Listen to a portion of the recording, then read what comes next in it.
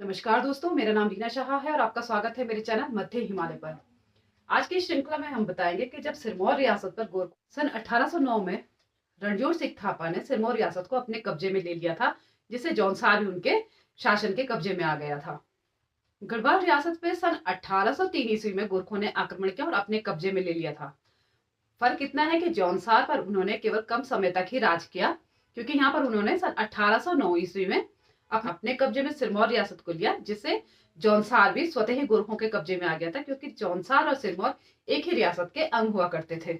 जौनसार बावर को 5 साल तक ही गोरखा राज झेलना पड़ा था, लेकिन जौनसार बावर पर गोरखा पूरे काबिज रहे। गोरखों के सैनिकों के रहने के खंडर आज भी नागठात में है, जिसे चौकी के नाम से जाना जाता है।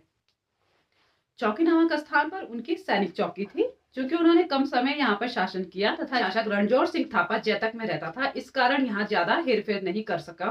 पहले ही की तरह जौनसार बावर में व्यवस्था चलती रही। गोरखा का शासन बहुत ही निरंकुश था। हर परगना एक फौजी अफसर के अधीन था। कांगड़ा के किलों को तोड़ने में लगे हुए थे, इसका विधि रखते थे।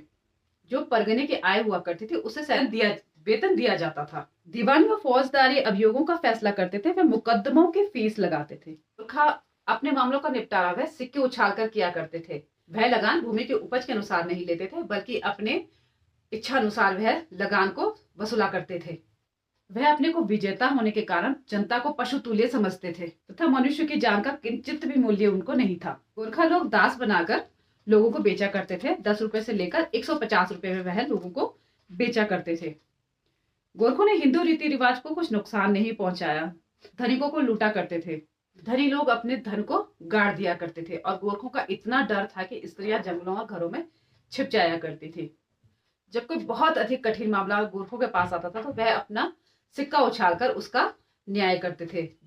सिक्के के चित्त या पट पर गोरखा लोग न्याय करते थे। गोरखों को लोग, खासकर महिलाएं, बहुत ही डरा करती थी। झाड़ियां हुआ करती थी और गांव में ही कुछ परिवार थे।